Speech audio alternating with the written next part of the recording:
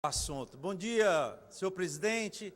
Bom dia, senhores jovens estudantes de Pacatuba que aqui se encontram presentes na galeria, vendo como funciona a nossa Assembleia, o que nós debatemos. Esse momento é um momento de debate, de pronunciamento dos parlamentares. Bom dia aos telespectadores e telespectadoras da TV Assembleia, TV Verdes Vale, TV Sinal, das emissoras que retransmitem esta sessão, os ouvintes da FM Assembleia, a todos que nos veem e nos ouvem nesse momento. Senhor presidente, eu quero aqui enaltecer o posicionamento do governo brasileiro, na pessoa da presidenta Dilma, por ter cancelado a viagem de Estado que estava prevista aos Estados Unidos para o próximo dia 23 de outubro, tendo em vista aos episódios de bisbilhotagem ou de espionagem que foram anunciados recentemente pela imprensa internacional, em que os Estados Unidos promove uma penetração na privacidade dos líderes do mundo, no caso, penetrou na privacidade da presidenta Dilma, do nossa presidenta do Brasil, penetrou na privacidade da Petrobras, e quando eles arguem a condição de fazer esse tipo de atitude, arguem como sendo um interesse de combater o terrorismo. E nós aqui perguntamos, qual é a atitude brasileira, historicamente, no nosso país, em que nós fomos colocados como uma nação que fosse estimuladora do terrorismo? O que é que a Petrobras tem na sua atividade que diz respeito a um interesse ou uma atitude beligerante ou uma atitude terrorista? Nada disso. O objetivo que faz com que os Estados Unidos promovam esse tipo de atitude é no sentido de tirar proveito de informações privilegiadas para poder, assim, ele poder intervir no que diz respeito às questões econômicas, às questões comerciais. É como que um jogador de baralho que tem o conhecimento da carta do seu outro adversário. E ele entra no contexto querendo tirar proveito em detrimento dos interesses dos outros países. Portanto, enaltecer o nosso governo, a presidenta Dilma, porque a atitude tomada é uma atitude de autonomia e de fortalecimento na defesa da nossa soberania. A nota oficial com que o Palácio do Planalto confirmou o cancelamento da viagem da presidenta Dilma Rousseff aos Estados Unidos merece ser lida com atenção. Ela consolida a viragem da diplomacia brasileira ocorrida desde 2003, com o início da série dos governos democráticos e progressistas. Acabou desde então a era em que prevaleciam os rituais da obediência incondicional, da diplomacia descalça.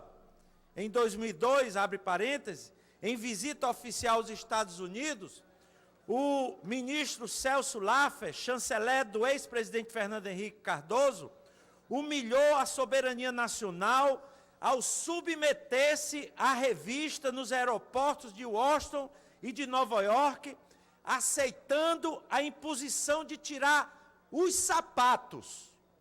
Um chanceler brasileiro submeteu-se à condição de tirar os sapatos para poder entrar nos Estados Unidos. Fecha parênteses. Esses rituais ficaram para trás, perdidos na vergonhosa subserviência aceita pelos governos de antes. A diplomacia brasileira hoje é a diplomacia de uma nação soberana que quer respeito à sua autonomia e independência. Os episódios envolvidos na decisão da Dilma Rousseff tem imenso significado político. Informações divulgadas pelo ex-agente da CIA, Edward Snowden, revelaram que a Agência Nacional de Segurança espionou telefonemas da própria presidenta brasileira, de ministros e autoridades, e de empresas como a Petrobras. Dilma Rousseff reagiu à altura da gravidade dos acontecimentos e enfatizou os aspectos inaceitáveis dessa bisbilhotagem. Denunciou a violação da soberania nacional agravada pela espionagem contra a própria presidenta. Outro aspecto é de natureza econômica, como na escuta ilegal das comunicações na Petrobras, envolvendo, pode-se supor, o interesse sobre o pré-sal e as políticas da empresa a respeito dessa riqueza gigantesca. Outro ainda diz respeito aos direitos humanos e à proteção do sigilo da correspondência, uma conquista democrática cuja idade já alcança alguns séculos. A ação grotesca, inconveniente e criminosa dos arapongas estadunidenses não podia ser aceita ou disfarçada, nem mesmo com o pretexto usado pelo governo dos Estados Unidos de combate ao terrorismo. Qualquer ação estatal, comercial, policial ou de defesa só pode ocorrer de comum acordo entre duas nações independentes, nunca as ocultas, como gatunos que agem na noite. A nota do governo brasileiro pode ser entendida como um puxão de orelhas, entre aspas, quando afirma com razão, abre aspas, a importância e a diversidade do relacionamento bilateral fundado no respeito e na confiança mútua, fecha aspas, mas vai além e considera, abre aspas, incompatível com a convivência democrática entre países amigos, fecha aspas. O uso de práticas, abre aspas, ilegais de interceptação das comunicações e dados de cidadãos, empresas e membros do governo brasileiro, fecha aspas, claramente classificado como, abre aspas, fato grave, atentatório à soberania nacional e aos direitos individuais, fecha aspas.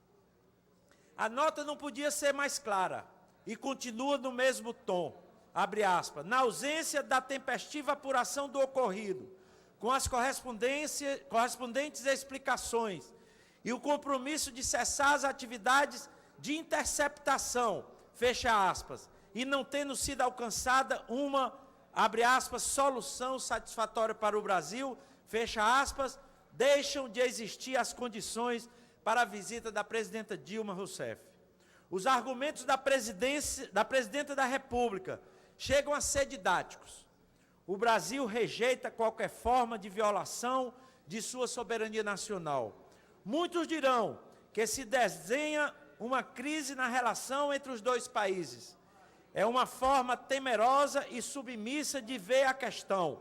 O que houve foi uma intromissão abusiva e violenta dos serviços secretos dos Estados Unidos contra o Brasil.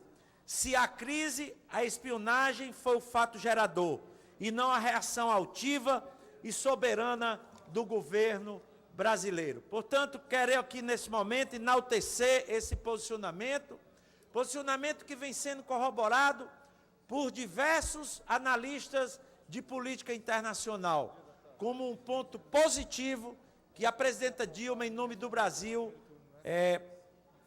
teve ao tomar esta decisão. Deputado Antônio Carlos. Deputado Lula, primeiro parabenizá-lo pelo pronunciamento e tenho certeza que a grande maioria e a absoluta maioria do povo brasileiro está muito satisfeita com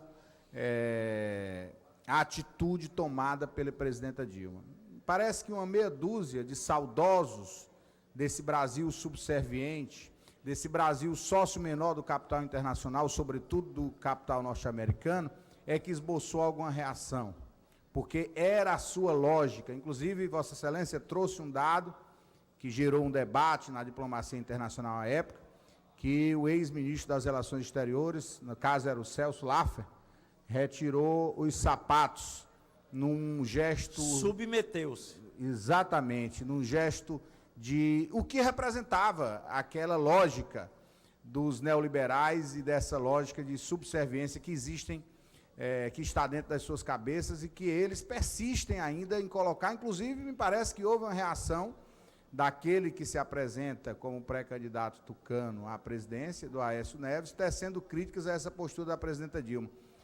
Essa postura, ela é de altivez, de autonomia, de respeito, sobretudo, à soberania nacional, e acho que o Brasil acordou hoje muito mais orgulhoso de si, porque não estamos tratando de uma coisa menor, de uma brincadeira. O telefone da presidenta da República foi espionado e seu sigilo quebrado por esses interesses políticos e econômicos. E Vossa Excelência foi para um tema também muito importante. Nós estamos tratando do pré-sal, nós estamos tratando do futuro estratégico da reserva petrolífera do nosso Brasil, e aí o interesse nas informações da Petrobras. Então, apoio integralmente a decisão da presidenta Dilma, de altivez, de soberania, e tenho certeza que isso está orgulhando o povo brasileiro hoje. Obrigado, deputado Antônio Carlos. Sem dúvida nenhuma, nos orgulha, em termos condição, de hoje podermos tomar uma atitude desse tipo, desse porte, desse tamanho. Recentemente, o presidente Obama suspendeu uma visita de Estado à Rússia por um problema político surgido na relação internacional. Ele pôde fazer isso por conta de sentir-se incomodado naquele momento.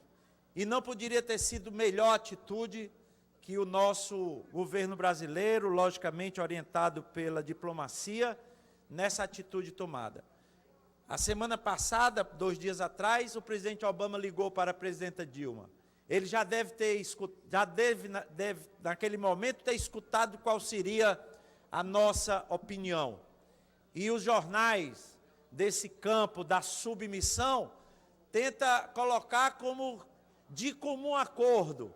De comum acordo, os presidentes acharam melhor não assumir, não efetivar essa visita. Mas a nota deixa muito claro qual o teor, qual o espírito, qual a ordem de decisão que foi tomada. Foi a autonomia, a altivez e em defesa da nossa soberania, que enquanto os Estados Unidos, pelo que estou percebendo das informações, não apresentar uma justificativa plausível para o ato criminoso que realizou, nós não podemos aceitar de forma tranquila. A presidenta Dilma vai à abertura da Assembleia Geral da ONU, no dia 21 de outubro, e lá certamente fará parte do seu tema essa questão da bisbilhotagem, da espionagem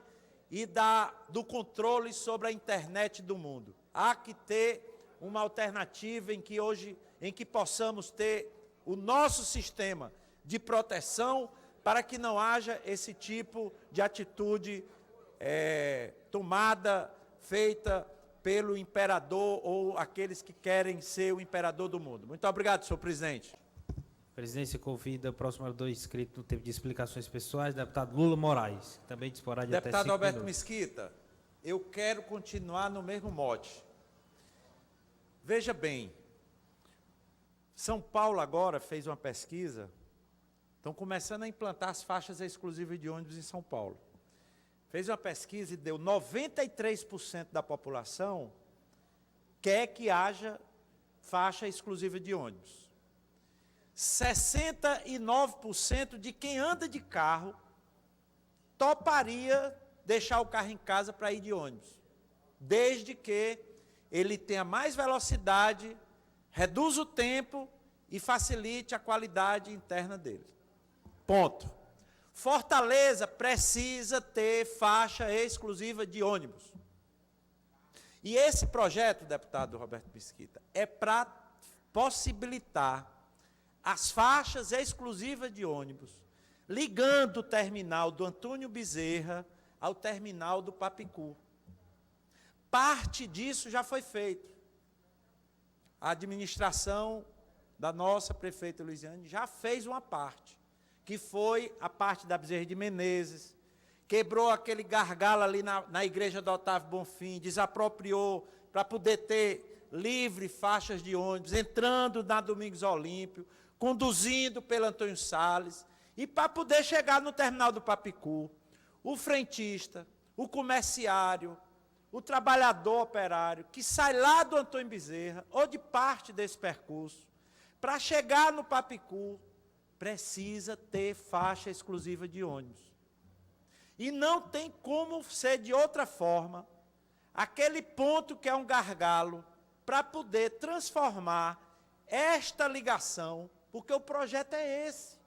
O projeto não é o viaduto, o projeto não é o mergulho, o projeto é ter Fortaleza, nesse corredor, faixa exclusiva de ônibus, para reduzir o tempo do percurso e o trabalhador poder ir mais rápido para o seu trabalho. E quem tem carro, possa deixar o carro em casa e reduzir o tráfego de carro dentro da cidade. Então, esse é o objetivo. Esse assunto, ele está sendo encaminhado na cidade de Fortaleza desde o ano de 2001, quando fui vereador, junto com os demais que hoje estão aqui, Heitor Ferrer, Nelson Martins, a própria ex-prefeita Luiziane, que era vereadora, nós aprovamos esses recursos, 96 milhões de dólares, e a cidade de Fortaleza colocou mais 50 milhões de dólares, para que os corredores de ônibus coletivos da cidade tenham faixas exclusivas e possibilite melhorar o transporte coletivo de massa da cidade. É isso que está em jogo. Quem está impedindo isso acontecer está contra a cidade. Está contra a cidade, contra o interesse público, contra o interesse coletivo. Querer discutir tudo. Todo esse pessoal que lá está, todos apoiaram a ex-prefeita Luiziane Lins, prefeita de Fortaleza. Dos 10 anos que o projeto está em andamento, dos 10 anos, 8 anos foi com a prefeita Luiziane Lins. Esse assunto foi debatido pelos arquitetos que lá estão, pelos estudantes que lá estão, pelos professores que lá estão. Durante 8 anos, Deputado Lula, não aconteceu um debate uma parte sobre o assunto, e agora quer parar para debater. Parar para debater na hora que começa a fazer. Pois não, deputado Antônio Carlos. Não, é só a título de esclarecimento, assim, eu não fui a nenhuma mobilização lá, acho que o debate da redução do dano ambiental, ela tem que ser feita, não existe obra que não traga o mínimo de desgaste para a natureza, isso é fato, e nós não podemos deixar de ter o princípio de que quanto menor a redução, menor, então esse debate pode ser feito, mas assim, dos participantes, e não é ilegítimo que tenha alguém do Partido dos Trabalhadores, ou da nossa corrente. O que foi, que apoiou e foi para a oposição. O da nossa corrente lá, mas pelo que eu... E assim, não é que se eles tivessem, estariam fazendo algo, ao meu ver, equivocado.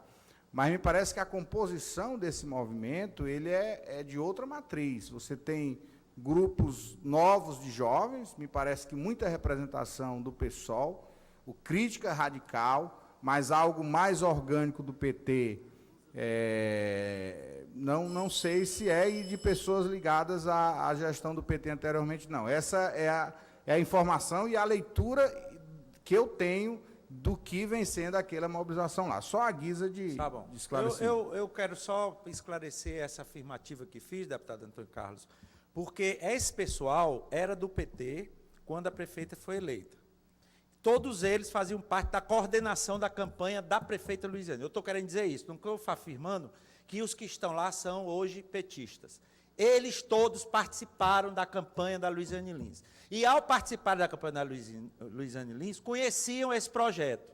E, durante toda a gestão da prefeita Luiziane Lins, eles nunca cobraram um debate sobre o assunto. É isso que eu estou afirmando. e nunca cobraram. E agora, durante os meses, passam a cobrar. Por quê? Porque agora eles têm proposta A, proposta B, proposta C. Se a própria proposta que lá está,